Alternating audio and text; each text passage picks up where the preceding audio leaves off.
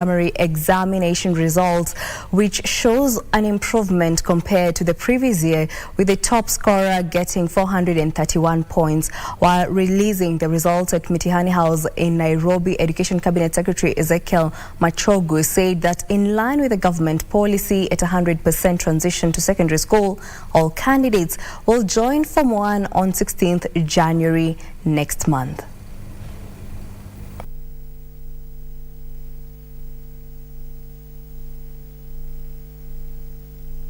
The mark of the highest candidate rose 4 points from 428 in 2021 to 431 in 2022. Another positive indicator of better performance by the candidates was in the mean average performance. The data analysis shows that more than half of all the candidates who sat the examination, that is 619,583 or 50.22%, scored between 200 and 299 marks, as compared with 578,106 or 47.17% who scored between the same marks in 2021. The first candidate with special needs scored 419 marks more than the top candidate in 2022 who scored in 2021.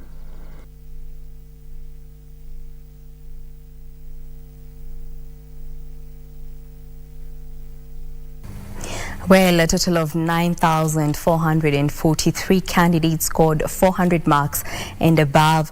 307,756 scored between 300 and 399 marks. For now, we shall be crossing over to Mitihani House, whereby Timothy Kipnusu, our reporter, is on the ground and shall be giving us more details.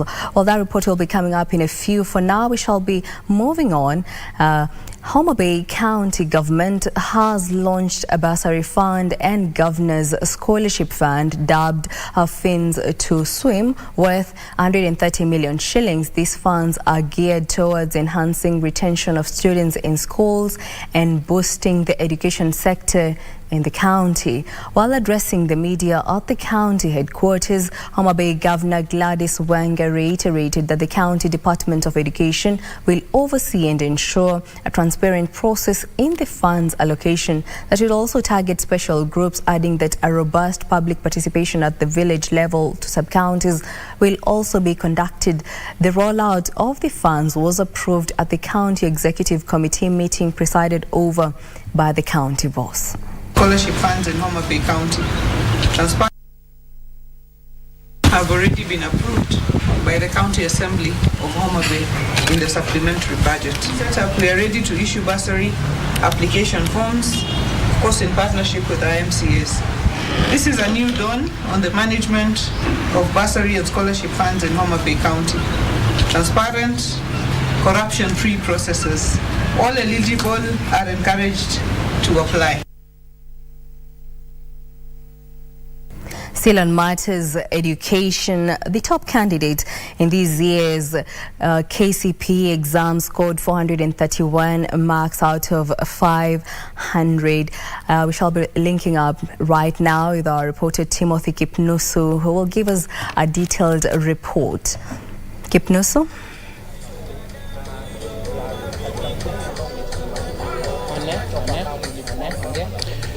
A very good afternoon to you, my colleague Jackie Wambiru there at the broadcasting house. Yes, indeed, as you mentioned, I'm coming to you live from Mitihani House here in Nairobi, where just like 30 minutes ago, the Cabinet Secretary in the Ministry of Education, Professor Ezekiel Machogu, has officially released the Kenya Certificate of Primary Education Examination 2022, and it is a day that has been waiting upon by the learners, of course, teachers, the parents, and now the results is out, and by the announcement, the best student scored 431 marks compared to last year, where the best student was Brian Mackenzie scoring 428. There is a slightly improvement, of course, in the scores in the of top student, or of course, as the CS mentioned, also improvement in the results generally in the country. And of course, very important to note in these years' examinations is that special needs students performed very well, and of course around 38 of them scored the marks of 400 and above, compared to last year where 2 students scored 400 and above. And of course, also very important to note is that the Presidential Working Party on Education Reforms, that is the one that was formed by His Excellency the President of the Republic of Kenya, William Samoei Arap Ruto. Their report on the competence-based curriculum will be out next year, and the CS is optimistic that that will reflect on ensuring that the country attains 100% transition. And this year's examination, we've seen a bit of improvement, particularly the female students performing very well in Swahili and Swahili and English, and their male counterpart performing very well in mathematics. And of course, also there was a variation from last year where we were given the name of the top student, naming of the student who is the top students, but this year's the results has just been released just like that. It is the same as it was when the Cabinet Secretary for Education, that is Fred Matiang'i, when he took over the leadership mantle in the Ministry of Education. I've interviewed the KCPE Secretary General Akelo Misori, and he has talked about the issue of KCPE, and of course also the collaboration of teachers, parents, and of the unions in ensuring that there is 100% transition. And the call has been directed to the Ministry of Education to ensure that the competence-based curriculum is achievable. Remember that the Kenya National Examination Council, they had a daunting task delivering 4 examinations in 1 year. And of course, something important to note is that this is the last examination, on the second last examination under the 844 system. Remember, of course, we are expecting that the new system takes over next year. And joining me now, just to paint a picture of this year's results, is the Secretary General KCPE, Akelo Misori. Many thanks indeed for finding time to talk to us again in KBC Channel 1. What do you make of this year's results? First, it was a disappointment that KCPE results were not declared. Yet the candidates did their exams in the same environment like the KCPE.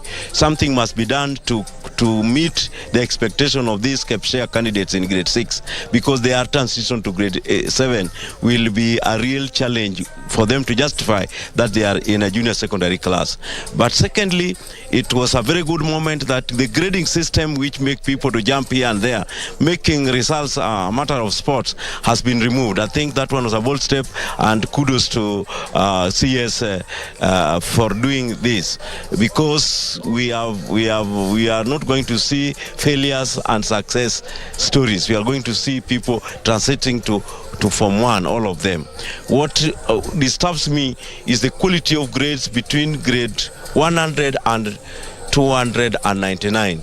The number seems to be bigger than the number between 300 and 400. That calls for attention from the ministry, and I hope the minister has already declared that there are 3 components of dealing with the challenges of how they are implementing the curriculum. Yeah. Perhaps your take on the Presidential Working Party education reforms, the competence-based curriculum, and of course a junior secondary school domicile in primaries? I think one of the bold step that they did was to cure the anxiety that the parents had about their children being junior and the government having the double intake, which has been justified by the cabinet secretary. But I want just to tell them early enough that we are not off the hoods yet, because the transition domiciled in the junior secondary primary is going to pose more challenges, because we shall have two traditions in one institution, and one is ready for it, the other one is just coming as amateurs, because the teachers who are being posted into this junior to teach junior secondary are freshers, the 31,000 teachers. So I think there's still a lot of things to be done, but we want a recognition of the competency-based curriculum. Yeah. You message on the issue of government ensuring that we have enough teachers, 30,000 teachers being employed beginning from next year? Perfect. Bring the 30,000 teachers, but don't use professionals to do much manual work. That they are only going to be interns, 21,000 of them being to intern. I think that is using cheap labor. The government must be ready to spend on education, and that is where we want to take the government. In 2023, the government must be ready to spend in education, because education is everything for us. It will make us have good journalists, to make us to have good doctors, have good teachers, good politicians, and good economists. So that is where we go. Yes. Thank you so much for talking to us on KBC Channel 1. There you have it. That is Akelo Misori, the Secretary General of KUPPET, just shedding light on this year's national examination that has been released by Professor Ezekiel Machogu. Very important to note, my colleague Wambiru, is that the Chief Executive Officer and the Teacher Service Commission, Nancy Macharia, has indicated that they have executed the directive that was given by President William Samara Ruto of employment of 30,000 teachers. Remember, the deadline is 23rd, that is on Friday, and a teacher that wants to be a teacher, then he has an opportunity to get that chance. And of course, it is history in the making, bearing in mind that in 1997, that is the time that such enrollment was done. From me, Timothy Kipnusu, I hand you back to studio, Jackie Wambiru. Well, that was reporter Timothy Kipnusu at Mtihani House giving us a detailed report of the just released KCPE 2022 exams. For now, we move on. The government will use the public Wi-Fi hotspots being launched countrywide to lower the cost of data and at the same time ensure a seamless move to e-commerce. ICT and Digital Economy Cabinet Secretary Eliud Owalo, speaking exclusively to KBC Channel 1 on the commemoration of 100 days since President William Ruto took over the reins of power, says the recently launched Hustler Fund is on course to making millions of Kenyans entrepreneurs instead of job seekers. The government intends to roll out 25,000 Wi-Fi hotspots across the country, already having launched several in Wakulima, Muthurwa and City Markets in Nairobi, and another in Nyeri Town. The plan, according to ICT and Digital Economy CS Eliud Owalo, is to leverage on ICT to re-engineer Kenya's economy. We are not just thinking of reducing the cost of data. We are going to step forward to provide free Wi-Fi in integral components of the Kenyan society, like markets, schools. And then we are going a step further to establish and operationalize a total of 1,450 digital hotspots. Now, with that in place, we can then move to the next level and think of how we want to leverage on technological platforms to facilitate delivery of government services. The CS, who spoke to KBC Channel 1 on the government's scorecard since President Ruto came to office, asserted government's commitment to transform the economic fortunes of Kenyans through the Hustler Fund.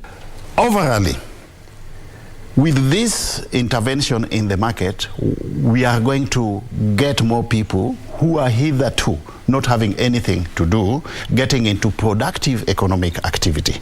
When this happens, and leveraging on technological developments we are introducing into the financial space, which I will espouse or articulate shortly, we are bringing in more people into the tax bracket. As part of his legacy, CS Owalo once more committed himself to the transformation of the national broadcaster KBC through funding and restructuring of its business model. We must have a turnaround strategy. The operational environment in which KBC is operating today is different from the environment it was operating in 20 years ago, where it could constantly rely on government support to do what? To survive. We have to rethink the model, the business model that KBC is deploying. With shifting dynamics in the media industry, the CS promised to champion for the freedom of the media, even as he called for closer collaboration between government and the sector. The government is a stakeholder, media is also a stakeholder. How do we work together? Because as government, Kenya Kwanza government, our focus is on delivery of services to the to the common mwananchi. We will give the media houses the freedom, the press freedom that is enshrined in our constitutional dispensation, but we also need objectivity. John Jacob Curia, the Lunchtime News. Security agencies in Likoni sub-county, Mombasa, have refuted reports of increased criminal activities in the area. Led by Area Deputy County Commissioner Matthew Wambiru, they have downplayed recent photos that have been doing rounds on social media depicting high levels of insecurity in the area. Likoni Sub-County Deputy County Commissioner Matthew Wambiru has reiterated that Likoni is safe and urged locals and visitors to ignore the reports. Speaking during a security briefing for the sub-county that was ordered by the Regional Commissioner John Elungata following the circulation of the crime reports in the area, Wambiru said that the situation on the ground is totally different as people are going about their daily activities. The situation on the ground is people are up and about doing their work with no issues of insecurity. We fail to understand the motivation why somebody should go to the archive and pick photos that were of violence that was made a long time ago and try to portray the situation as it is on the ground now. The DCC further lauded community policing efforts in the area, saying that they have been actively engaging officers and volunteering information. We are very safe, we are very secure. Nobody should fear to come to Mombasa. Come to Mombasa and enjoy the festive season. And we have talked to the other agencies to see why somebody should do this. You know, it's almost like economic sabotage. Why do this kind of peddling lies when you're expecting visitors to come to Mombasa? Beatrice Gatonyangetich, Lunchtime News. And from that report, we shall be crossing over to Sarova Stanley Hotel, whereby the launch of the Kenya Economic Report 2022 is underway. Our reporter, Carol Jenga, with more details. Carol.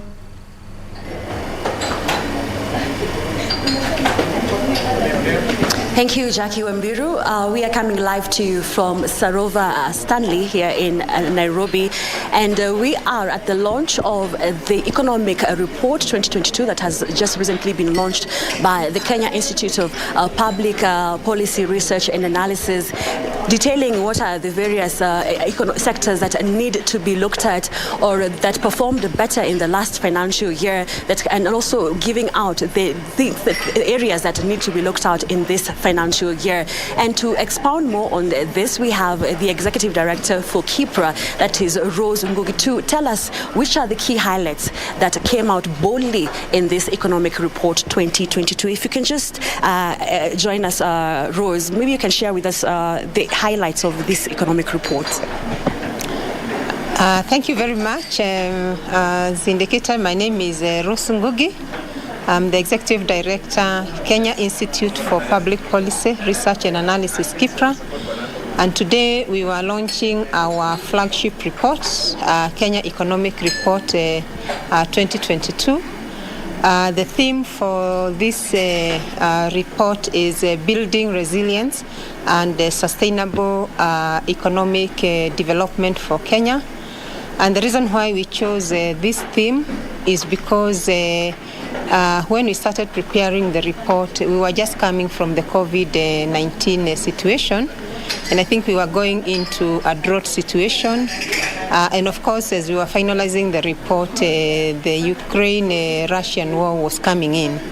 And so the key question we were asking ourselves is, how do you sustain a recovery process when you are hit by multiple shocks, which are very close to one another? So we looked at key sectors that were of interest to us, and one of them relates to agriculture.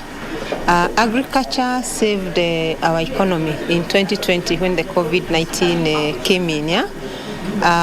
But in 2021, with the drought situation, yeah, the agricultural sector contracted, yeah, and it is still even now contracting. So when you look at it, given the contribution it makes to GDP, which is about a third, yeah, it means that any shock happening to agriculture is very, very crucial. At the moment, everybody is talking about the cost of living. Inflation is going high, and the key issue for inflation is actually food inflation. If we are able to focus attention on agriculture to enhance productivity, to bring in new technology, climate smart practices, and also to do irrigation, yeah? This would help to enhance food production, and I feel that matters of food scarcity in the country and therefore food inflation will be something of the past. I've seen also in the report you've talked about manufacturing, digital economy, as well as the creative sector and also the science and technology. Maybe you can expound a little bit about those sectors and how they are key contributors to the growth of our economy. Yeah, talking about manufacturing, you know that with the MTP3 that is coming to an end, yeah, the target was to see that manufacturing increases its contribution to GDP to 15%. But currently we are still below 10%. Yeah, manufacturing sector is very critical in a development process because it has a wider multiplier effect. It helps to absorb excess labor from the agricultural sector, but our manufacturing is vulnerable. It's vulnerable because a significant proportion of the farms are MSCs. MSCs have low capacity for resilience because of the kind of technology that they have, the kind of business environment that they find themselves, and even the kind of products that they are producing. Yeah? Because a lot of manufacturing is agro-based. So anytime agricultural sector goes down, then manufacturing goes down. Yeah.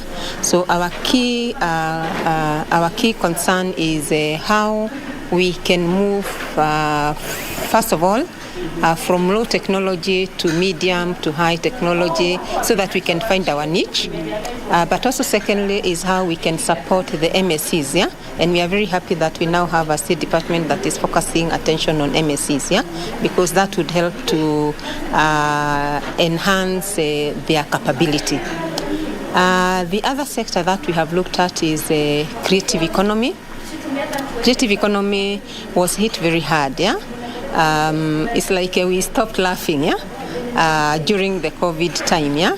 But you see, it gives income to a very big population, and a lot of them are the youth, yeah. The opportunities that are there in creative, we have not even tackled, I would say, even 10% of it, yeah. So we are very happy that the new government is actually focusing on creative economy because it's one of the areas that we are looking at. Since it has it has the ability to really drive inclusive development because creative economy touches the soft heart, yeah? The soft spot of every one of us. Yeah, it helps us to interact, and therefore there is a lot that can be done.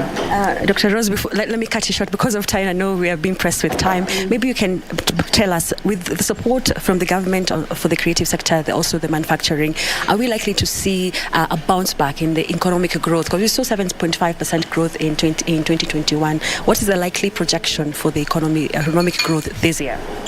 The projection that we have for this year is about 6%, yeah? And it's 6% because of agriculture. Until we are able to deal with relying on rain-fed agriculture, if we are able to enhance irrigated, it means that we don't have to rely, we don't have to put ourselves vulnerable to drought situation. So this is what would actually help us to move forward. Thank you so much. That has been Dr. Rose Ngugi, who is the Executive Director for KIPRA, just breaking down for us what this economic report is all about. And you'll have a chance also to, during the 9 p.m. bulletin, as I break it down as well for you, and I give you a more detailed story later on. Back to you in studio, Jackie Wambiru. Well, that was our reporter Carol Jenga highlighting, pointing out the highlights of the just released Kenya Economic Report 2022. For now, we move on. The government has intensified the crackdown on illicit brew, narcotics and contraband in various parts of the country. In Kisauni, Mombasa, 4 suspects were arrested and over 1,000 liters of illicit brew were destroyed by police. The Rapid Results Initiative also saw the destruction of more brews in parts of Kakamega and Garissa. The crackdown was preceded by the unveiling of a rapid response initiative targeting to eliminate illegal manufacturing and consumption of illegal alcoholic drinks. Speaking during the crackdown at Kadongo area in Kisauni, Mombasa County Commissioner John Otieno said they will continue until all perpetrators are brought to book. Kwa hivyo hii kazi ambayo tumeanza, kwanza itasaidia wananchi kwa njia ya kuhakikisha ya kwamba zile pombe wanatumia ni zile zimetengenezwa kupitia njia ambayo imekubalika, na pia itatusaidia kupunguza hali ya uhalifu katika eneo hili. In Kakamega County, Western Regional Commissioner Isaiah Nakuru raised concern over the increase in the consumption of illicit substances in the region. In Kajiado County, a multi-agency security team nabbed illicit brew and rolls of bang in a major crackdown in Kajiado North. Serikali imetoa wito, ikasema watawala wote na polisi na viongozi wa jamii tuweze kuchangamka kwa pamoja na kushika na kuziondoa katika makazi za watu, ndio kwamba wananchi waweze kufanya shughuli zao bila hizo dhiki zinazochangiwa na pombe. The security team, acting on a tip-off from the members of the public, ambushed the notorious Kwale estate in Ongata Rongai and managed to net 300 liters of changa, 50 liters of busa, 580 rolls of bang, and more than 250 bottles of counterfeit liquor. Meanwhile, police in Mororo, Bangali Sub-County, in Tana River County, have warned the residents against consuming illicit brew. The sting operation against the illicit brew saw police nab over 12,000 liters of illicit brew, locally known as makole, a week after nabbing another 20,000 liters.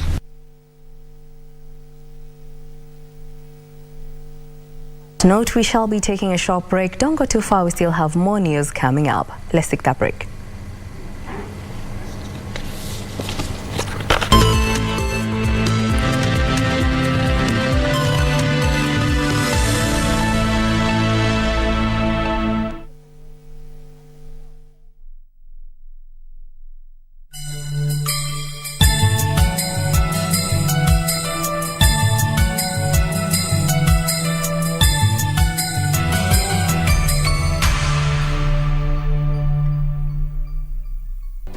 Do you have a news story to share with KBC?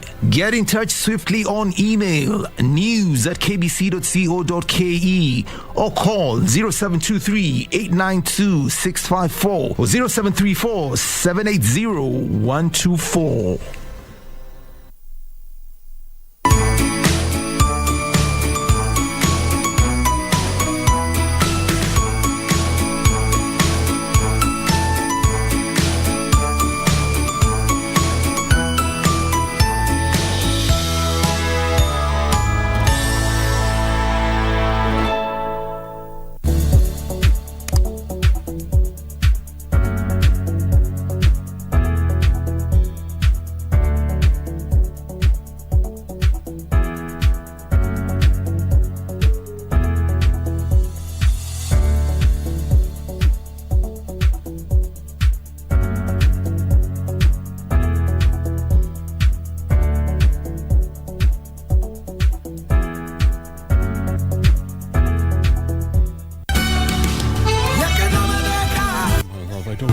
found out.